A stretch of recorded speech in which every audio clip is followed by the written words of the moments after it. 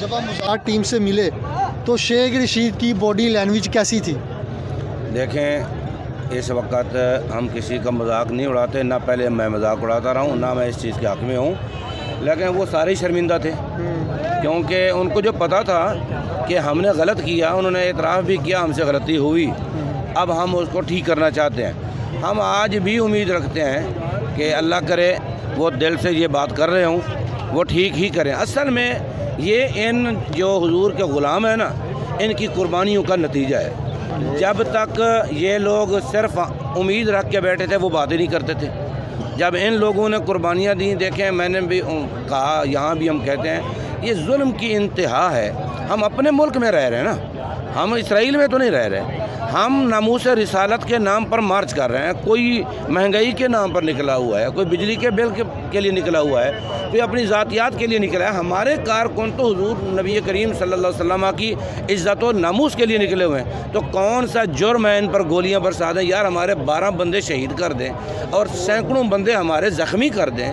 ہم اتنا حق رکھتے ہیں، ہم نے جو کرنا تھا کیا،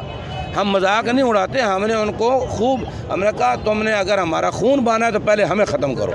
ہم یہاں بیٹھے ہوئے ہیں، ہمارے امیر صاحب نے کہا پہلے ہم شورا والوں کو یہیں گولیاں مارو، پھر جا کے سب کو شہید کر دو، ہمیں کوئی پرواہ نہیں ہے، ہم حضور کی عزت پر پہرا دیتے رہیں۔ حافظ صاحب رضوی صاحب نے مطلب یہ کہا کہ ہمیں شہید کر دیا جائے، بالکل، لیکن ہم اپنے موقف سے پیچھے نہیں ہٹنے والے۔ برملا کا انہوں نے کہا ہم یہاں بیٹھے ہیں، میری شورا بھی بیٹھی ہے، میں بھی بیٹھا ہوں، ابھی بلاؤ سب کو، ہم سب کو شہید کر دو، جا کے ہمارے سارے کارکنوں کو شہید کر دو، ہمیں اس پر فخر ہے، ہم حضور کی عزت پر قربان ہو رہے ہیں، ہم حضور کی عزت پر پہرا دینے سے پیچھے کبھی نہیں ہٹیں گے۔ جب انہوں نے دیکھا کہ یہ کسی صورت بھی اپنے موقف سے پیچھے ہٹنے والے نہیں ہیں تو انہوں نے کہا جی ہم آپ کے معاملات حل کرتے ہیں۔ اب انہوں نے 2 دن کا ہم سے ٹائم لیا ہے، تو ہم اس پر امید کرتے ہیں کہ 2 دن میں ہمارے کام کریں گے، ورنہ ہم میدان میں ہیں اور ہمارے قافلے بھی آ رہے ہیں، اور انشاءاللہ اب پیچھے ہٹنا تصور بھی نہیں ہے۔ جب تک ہمارے معاملات، ہمارے مطالبات پورے حل نہیں ہوں گے اور ہمارے امیر صاحب آ کے یہاں پہ دعا کر کے اجازت نہیں دیں گے، اس وقت تک ہم میدان عمل میں رہیں گے۔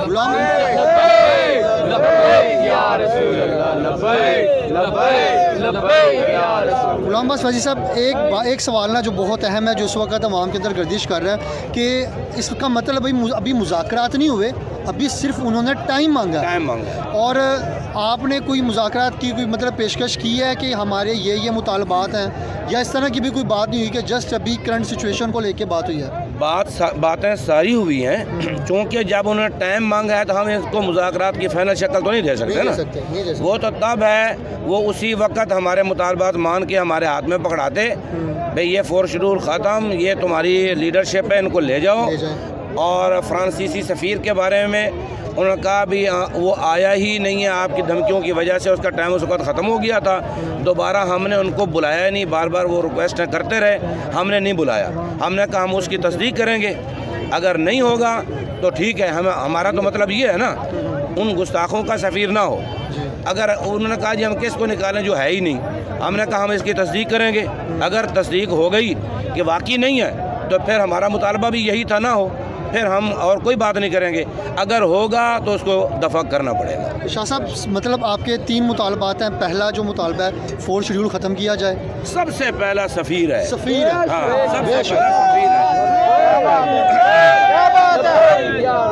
ہماری قربانیاں 4 شیڈول کے لیے نہیں ہیں، ہماری قربانیاں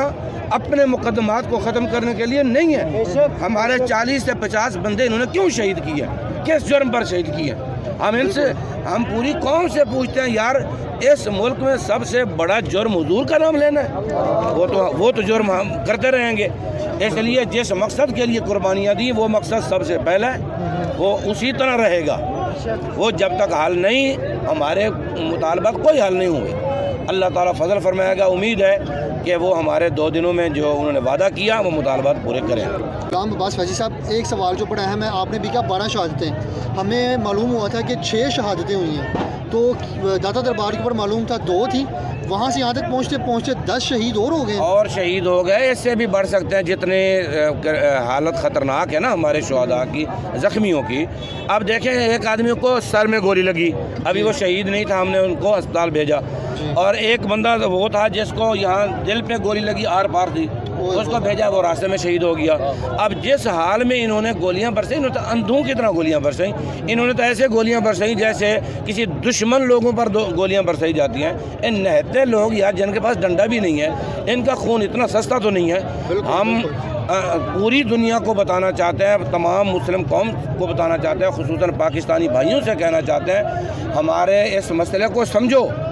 ہماری خدا کی قسم ذات کا مسئلہ ہی نہیں ہے، یہ حضور کی عزت کی بات ہے۔